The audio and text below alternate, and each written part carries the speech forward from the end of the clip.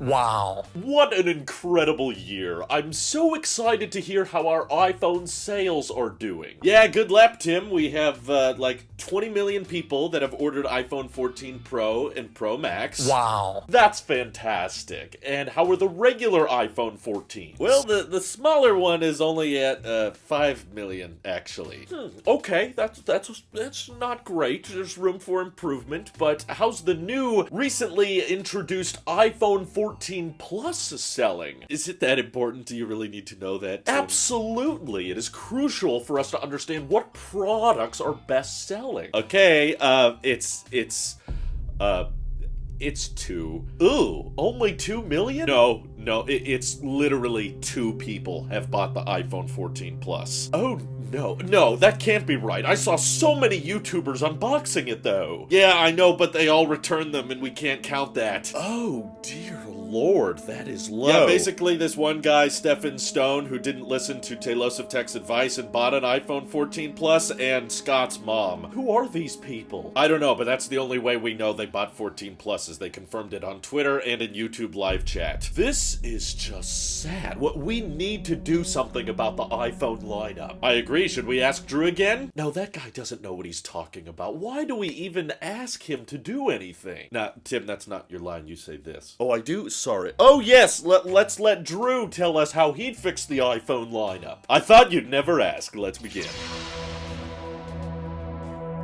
We'll never know the truth about iPhone sales, but we can confirm that unconfirmed sources are all reporting that sales for the iPhone 14 Plus are particularly weak, weaker than that of the mini iPhones, which already Apple was not too happy with. That's why they introduced the Plus. And on top of that, sales have gotten so low that production is basically halted, and they are seriously reconsidering the lineup, because typically Apple keeps form factors around for at least 2 years, even if they don't sell very well. So originally the plan for the iPhone 15 lineup was still to retain a regular 15 and a 15 Plus, but more recent rounds of reports are claiming that Apple's even considering changing the 14 Plus already because they're not seeing much strength with it. And personally, this was not the way I thought it was gonna go, you know, based on previous best-selling phones and the overall growth of smartphone displays. I was predicting earlier in 2022 that I thought the 14 Plus was gonna be the best seller because it's a cheaper iPhone with a big screen and a big battery, and I didn't think that many average consumers really cared about getting 120 hertz ProMotion or getting ProRes video or having a dedicated telephoto lens or even having stainless steel on the sides. That didn't sound like something that everyday consumers would pay for, but I guess in some way, shape, or form, a lot of people could justify it because the 14 Pros are selling incredibly well from what we're hearing. Lots and lots of people are willing to spend over $1,000 on their new iPhone because we're in a recession, I guess. But I don't think the 14 Plus in particular is actually a bad phone. It's just a badly priced phone, and that is likely why nobody's considering it. It's like, yeah, you know, it's got decent specs for what it is, but if you're spending over $900 on an iPhone, you may as well just go all the way. So trying to cater to the people that want the best battery or the biggest display, but also expect them to pay pro iPhone prices, that's likely where it's failing, and that's where these latest rounds of reports are coming in to say that Apple might want to improve the pricing structure of the iPhone lineup in order to justify having all 4 iPhones, which Apple seems to not really find a very good sweet spot with, you know? They had the 3 iPhone lineup for a few years with your 2 Pros and then your 1 cheaper option like your XR and your 11, but once they introduced these 4 iPhone flagship upgrades, there's always one that doesn't really sell that well, and maybe there's not really a 4 iPhone lineup that can actually work for Apple, but I do think lowering the prices on the entry-level models would absolutely probably pick up a bit more traction. It's just Apple's probably having this internal debate of, well, will that increase our market share of iOS or will that take away sales from the Pro iPhones? And that was likely a big concern when they were introducing the 14 Plus, is like, well, this may take away sales from the Pro Max because that used to be the only way to get the biggest screen. Now that it's no longer the way, maybe we're going to lose a lot of sales to the Pro. And I guess maybe that suspicion has now been diminished because it's like, okay, okay, we offered the 14 Plus and no one's buying it. Tons and tons of people want to buy the Pro iPhones, therefore we probably don't need to worry about cannibalization too much with the entry-level models. So for the consumer's sake, I would be happy if Apple decided to reduce prices, but again, how is that actually going to work in the lineup? Like, if you dropped $100 off of the 14 Plus, so now it starts at $800 instead of $900, then what do you sell the